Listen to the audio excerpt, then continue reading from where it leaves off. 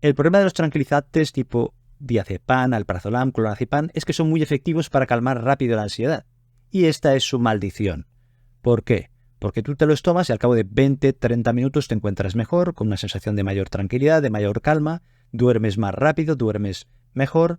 El problema es que hay algunas personas que tienen tendencia a engancharse, porque al ver que les hace este efecto tan positivo y tan rápido, lo que hacen es consumirlo cada vez con más frecuencia, por su cuenta, y al final lo que hacen es tener problemas, efectos secundarios y además tolerancia, es decir, que cada vez les hace falta más medicamento para tener el mismo efecto. Por eso es importante hacer un uso racional de este tipo de medicamentos con un control médico, un uso controlado durante un tiempo limitado, al menos en general, y siempre con control médico. Y seguramente muchas veces será necesario el combinarlo con algún tipo de técnica de respiración, de relajación o incluso psicoterapia. Por eso hablaré en este vídeo del diazepam, el alprazolam y el clonazepam, que forman parte del gran grupo de las benzodiazepinas y que se conocen por este efecto ansiolítico de calmar la ansiedad, hipnótico, ayudar a dormir y también por un efecto relajante muscular y anticonvulsivante. Estos efectos pueden variar según el tipo de benzodiazepina y aquí hablaré de las indicaciones y cómo se usan cada uno de estos tres fármacos. También hablaré de los mecanismos de acción de las benzodiazepinas en general, es decir, cómo actúan en el cuerpo, y al final hablaré de los efectos secundarios, adversos e interacciones que es importante también conocer. El diazepam es uno de los fármacos más usados, pertenece al grupo de las benzodiazepinas. El efecto ansiolítico se utiliza en situaciones de ansiedad, en trastornos de ansiedad en general o, por ejemplo, en ansiedad que es inducida por procedimientos diagnósticos o terapéuticos, es decir, por ejemplo, cuando a una persona le van a hacer una resonancia magnética y tienen que encerrarla en un espacio muy reducido pues para esa ansiedad, o, por ejemplo, a personas que les van a hacer un procedimiento quirúrgico y para que estén un poquito más calmadas. También se utiliza para el síndrome de abstinencia al alcohol y también el efecto hipnótico para el insomnio. El efecto relajante muscular o espasmolítico se utiliza en problemas traumatológicos como coadyuvante, normalmente junto a antiinflamatorios. Por ejemplo, en personas que tienen un dolor de espalda, lumbalgias, dorsalgias, que van asociadas a contracturas musculares o otros tipos de contractura muscular que se pueden beneficiar de un efecto relajante muscular, por ejemplo, el que tiene el diazepam. También en espasmos musculares, por ejemplo, en problemas neurológicos, como puede pasar después de un ictus, ¿no? Un accidente cerebral vascular, o en casos de esclerosis múltiple o en parálisis cerebral. Su efecto anticonvulsivante se utiliza para tratar el estatus epiléptico y también para las convulsiones febriles infantiles. Se suele administrar por vía oral, pero también se puede utilizar la vía intravenosa y la vía rectal en forma de enemas. Y también se utiliza la vía intramuscular, pero no se recomienda mucho porque la absorción es errática. La duración del tratamiento se recomienda que sea lo más corta posible. En el caso del insomnio, como mucho 4 semanas, y en el caso de la ansiedad, como mucho 8 o 12 semanas. Y la retirada tiene que ser gradual, normalmente disminuir 2,5 miligramos cada semana. Y en el número total de semanas en las que estoy utilizando el tratamiento se incluye esta reducción. Habrá que individualizar el caso. ¿Y cuál es la dosis que se utiliza? Normalmente puede variar según el objetivo terapéutico de la persona, entre 2,5 miligramos a 10 miligramos en cada dosis, que esta puede ser cada 6 horas, cada 8 horas o cada 12 horas, incluso cada 24 horas, como por ejemplo en el caso del insomnio.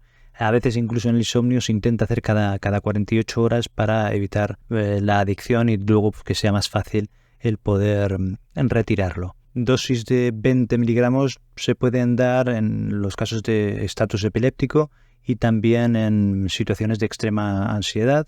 Entonces, se dan dosis más altas. Incluso se puede dar por vía intravenosa, como hemos comentado antes, lo que normalmente no más de 5 miligramos por minuto y suele darse suero fisiológico o un suero glucosado. Lo que sí hay que ir con cuidado en no introducir por vía intravenosa con mucha rapidez el diazepam, porque podría producir una depresión respiratoria, una hipotensión brusca. El diazepam tarda en hacer efecto por vía oral unos 30 minutos, pero puede tardar incluso hasta 2 horas, y por vía rectal entre 10 y 30 minutos. Es una benzodiazepina de vida larga, puede tardar en eliminarse entre 30 a 50 horas y sus metabolitos activos pueden tardar entre 50 a 100 horas en eliminarse del organismo. El alprazolam es otra benzodiazepina, en este caso es de acción intermedia. Se elimina en unas 12-15 horas y no tiene metabolitos activos y tiene efecto ansiolítico e hipnótico. Normalmente se utiliza para trastornos de ansiedad y también las crisis de angustia. Las dosis que se suelen utilizar van de 0,25 a 0,5 miligramos cada 8 horas, pero bueno, puede variar hasta llegar a darse dosis de 4 miligramos al día en total. Por supuesto, en ancianos, si se tienen que utilizar, pues la dosis tendría que ser menor. Y el tratamiento suele durar unas 8-12 semanas como mucho, incluido el tiempo de retirada. Normalmente hay que retirarlo de forma progresiva, disminuyendo 0,5 miligramos cada 3 días, incluso menos, y eso es para evitar algún efecto rebote, ¿no? Que la persona empiece de repente a tener mucha ansiedad. O sea que es una medicación que hay que manejarla con un poquito de prudencia. Otro fármaco que se utiliza mucho dentro del grupo de las benzodiazepinas es el clonazepam. Es un fármaco de una vida media larga y que tiene efectos ansiolíticos, hipnóticos, relajantes musculares, pero sobre todo anticonvulsivantes. Es por eso que se utiliza tanto en adultos como en niños, en casos de epilepsia, incluso en status epilépticos, y se utiliza cada vez más, se está haciendo un uso, por ejemplo, en crisis de ansiedad y también se ve utilizado como hipnótico, ¿no? Para el insomnio.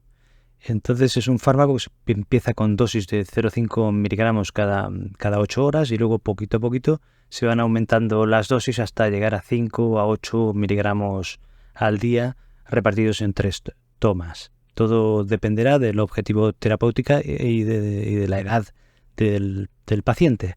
La forma de administración pues puede ser vía oral muchas veces, que puede ser en forma de comprimidos o de gotas, pero también se utiliza la vía endovenosa según las necesidades e incluso en alguna ocasión por vía intramuscular. ¿Y cómo actúan las benzodiazepinas? ¿Cuál es su mecanismo de acción?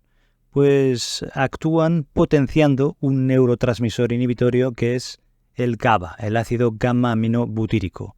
¿Y cómo hacen esto? Actuando en los receptores GABA-A, que están en diversas partes del cuerpo, pero principalmente en el sistema límbico y dentro de este el amígdala, que lo que hace es regular, son estructuras que regulan las emociones. Entonces el GABA es potenciado cuando actúa en estos receptores por las benzodiazepinas. ¿Cómo lo hacen? Pues estos receptores GABA-A tienen 5 subunidades y en el centro un poro,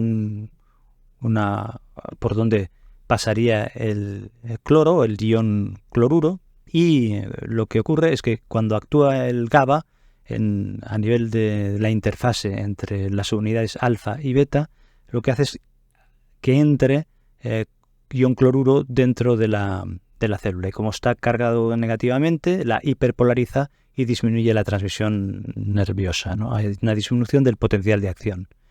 ¿Qué hacen las benzodiazepinas? Pues unas y otras, lo que hacen normalmente es actuar a nivel de un receptor benzodiazepínico que estaría en la interfase entre las unidades alfa y gamma, y lo que hacen es potenciar, hacer que se una en mayor medida el GABA a su propio receptor, de forma que se abre con más frecuencia este poro o este túnel que hay en el receptor y hace que entre con mayor cantidad y mayor rapidez el ion cloruro y se hiperpolariza más la célula, de forma que potencia el efecto inhibidor y en este sentido el efecto sedante o hipnótico, que es el efecto visual que tenemos cuando vemos el efecto de las benzodiazepinas. ¿Qué efectos secundarios o adversos pueden tener estas benzodiazepinas, así como qué interacciones o qué contraindicaciones pueden tener? Estos efectos adversos derivan en primer lugar de los efectos farmacológicos que tienen estos fármacos. Es decir, si se utilizan como ansiolíticos principalmente, como hipnóticos, o sea, para ayudar a dormir, también como relajantes musculares en traumatología, neurología y después también en neurología como anticonvulsivantes, es posible y es razonable pensar que algunos de estos efectos indeseables serán secundarios a los efectos farmacológicos que tienen estos fármacos. Es decir, si los utilizamos principalmente como ansiolíticos, es decir, para disminuir la ansiedad, o incluso como hipnóticos para ayudar a la gente a dormir, es posible que si nos pasamos un poquito de dosis nos encontremos de que puede haber sedación, que puede haber somnolencia o que puede haber algo de confusión en la persona si nos hemos pasado de dosis. Entonces la solución para esto pues será el disminuir la dosis, el ajustarla a las necesidades de la persona. O sea que en este sentido la solución sería fácil. Otros problemas que podemos ver también relacionados son que haya una ataxia, es decir, una dificultad en coordinar los movimientos, sobre todo de las extremidades, pero a veces también del habla, ¿no? Que haya una disartria o una disfasia, ¿no? Que no hablen bien, y ya digo, con una confusión, y sobre todo esto es más frecuente en ancianos, y a veces esto puede hacer que tengan menos reflejos, y el peligro es que sobre todo si se levantan, por ejemplo, a orinar por la noche, que tengan menos reflejos, estén menos coordinados y sea más fácil caerse. En este sentido también hay que evaluar que si no les das nada y están muy nerviosos, también puede ser que estén más torpes por la noche y también se puedan caer por este motivo. Entonces aquí hay que valorar el beneficio-riesgo y en general si hay que darles algo que sea una benzodiazepina, la que se considera más segura sería el lorazepam, porque no depende tanto su eliminación de la edad y se podría dar a dosis bajas. Esta sería la única excepción que se podría considerar. Entonces hay que tener en cuenta todos estos factores. La afectación de la memoria puede haber en una pequeña proporción, pero a veces se ha descrito en algunos de estos fármacos, por ejemplo el alprazolam, también el clonazepam, la amnesia anterora. Es decir, desde que han tomado la dosis del fármaco, sobre todo si son dosis elevadas, el que la persona durante unas horas hasta que le va pasando el efecto no se acuerda de lo que ha pasado o con quién ha interaccionado o lo que ha hecho. Entonces esto hay que tener en cuenta que puede pasar en algunas ocasiones y a veces lo que habrá que considerar es que cuando se dé la dosis la persona pueda dormir durante ese espacio de tiempo. Otros efectos indeseables que podemos encontrar pueden ser reacciones en la piel, reacciones alérgicas, puede haber dermatitis, urticaria, prurito, y a nivel digestivo también se podrían dar náuseas, vómitos, alteraciones del ritmo digestivo, aumento de la salivación, también a lo mejor como una sintomatología depresiva, que a veces se costará distinguirla de la sedación. Pueden haber efectos paradójicos, como por ejemplo el que la persona al tomar la benzodiazepina tenga alteraciones del comportamiento, incluso esté más agitada y tenga reacciones que llaman paradójicas, ¿no? Que es lo contrario a estar tranquilo, que la persona esté como más nerviosa y más agitada. O sea que también debería tenerse en cuenta. En cuanto al embarazo, pues no se recomiendan darlos durante el embarazo porque pueden tener un potencial efecto teratogénico, y en el caso de que se dieran tendría que ser a dosis bajas y el menor tiempo posible. Y durante la lactancia se considera que se puede eliminar por la leche materna en pequeñas cantidades y que en principio no tendría que haber mucho problema en que una mujer que esté dando lactancia pueda consumir algún tipo de estos fármacos. Aunque en general, si no lo consumes, pues mucho mejor. Si manejas también maquinaria pesada o tienes una gran responsabilidad en este tipo de manejo de esos aparatos, pues tienes que también tener en cuenta. Otro fenómeno del que se habla es el de la tolerancia, es decir, que conforme vas tomando el fármaco a una determinada dosis, conforme pasa el tiempo, pues hace menos efecto. ¿Es verdad esto? Pues sí, en una pequeña proporción sí que es verdad que puede ir disminuyendo el efecto, pero normalmente cuando se hacen tratamientos cortos, que no sean demasiado prolongados, pues esta tolerancia no aparece, o si aparece es mínima, o sea que tampoco tiene mucha importancia. Lo que sí es que podemos ver en alguna ocasión que la persona cuando hace el tratamiento y con frente a determinados estresores, ¿no? Por ejemplo, estresores, quiero decir, problemas familiares, de trabajo, de dinero, en fin, lo que sea. La persona con una determinada dosis lo puede tolerar y aguantar los síntomas de estrés que le ayudan a funcionar mejor. A lo mejor eso hace que se exponga o tenga más valor para enfrentarse a situaciones más estresantes. Entonces no es que el fármaco tenga menos efectos a esa dosis, sino que la persona se ha expuesto a más estrés del que venía exponiéndose. A lo mejor porque el fármaco le iba bien. Entonces esto puede engañar un poco. O sea que sí que es verdad que hay una tolerancia, pero que no es tanta como a veces se dice. ¿Generan adicción? ¿Enganchan las benzodiazepinas? Pues esto dependerá de la dosis y del tiempo que lleves consumiéndolas.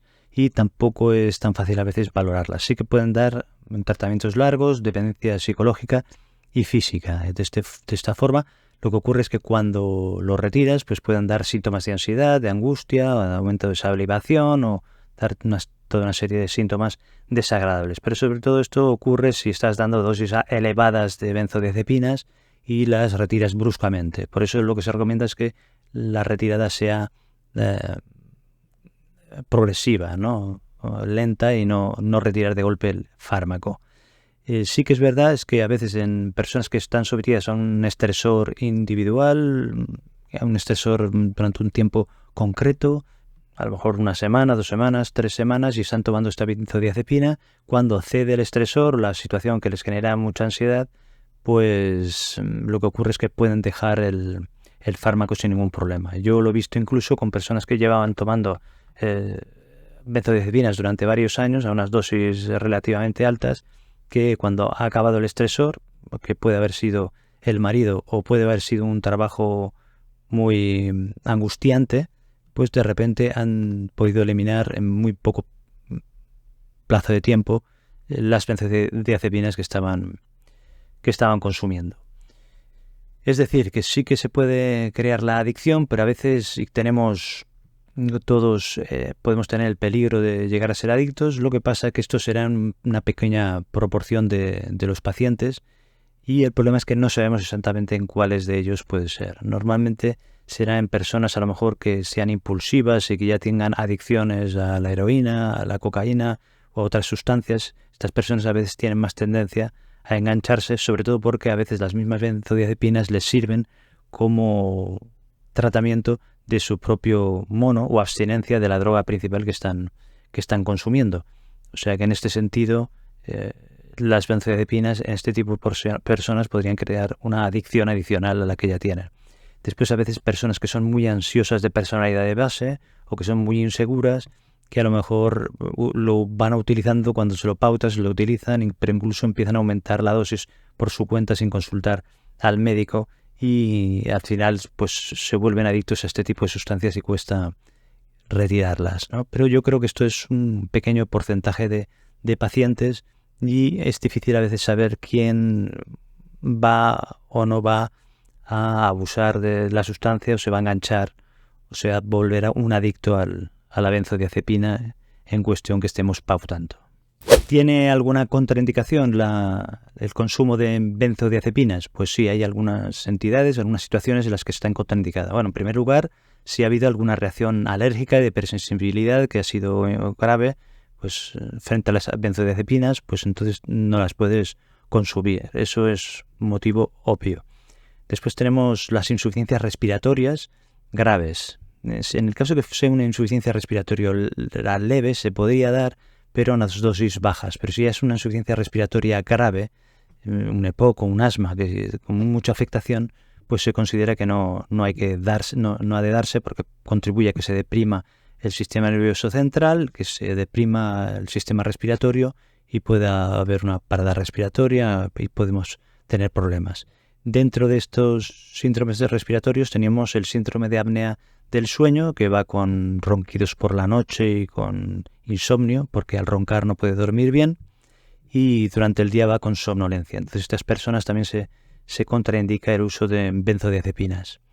Otra situación sería, por ejemplo, la insuficiencia hepática aguda, también por los problemas que hay en el metabolismo de estas sustancias, que se podrían así acumular en sangre y dar problemas adicionales.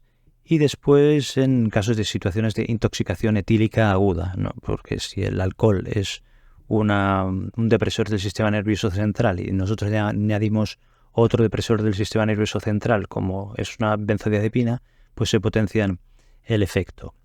Y por último también tenemos una enfermedad que es de la unión neuromuscular, que es la miastenia gravis, que va con una debilidad muscular en el músculo estriado. Puede afectar la musculatura de la cara, del cuello y de la laringe, de las extremidades. Sobre todo conforme se usan estos músculos se debilitan, y al dar un relajante muscular como las benzodiazepinas, pues se puede potenciar ese efecto y puede tener consecuencias muy malas. Entonces esta sería otra contraindicación para las benzodiazepinas. En cuanto a contraindicaciones por interacciones con otros fármacos, hay que tener en cuenta, en primer lugar, otros depresores del sistema nervioso central, por ejemplo, los barbitúricos o el etanol, ¿no? O sea, si combinas barbitúricos con benzodiazepinas o etanol, o sea, el alcohol con benzodiazepinas, el efecto depresor del sistema nervioso central y del aparato respiratorio se potenciará. Entonces hay que ir con mucho cuidado en este caso, ¿no? Por ejemplo, también combinarlo con antihistamínicos, que también tienen un efecto depresor, y entonces habría que ir con cuidado. Hay un fármaco, por ejemplo, que es la clozapina, en el que se ha visto algún caso raro de colapso cardiorrespiratorio al combinar benzodiazepinas con clozapina. O sea que en este caso habría que hacer un control estricto cardiovascular por si acaso, porque el mecanismo no es conocido. En el caso de la levodopa también se ha visto que disminuye el efecto de esta como antiparkinsoniano, también por mecanismos que no se conocen.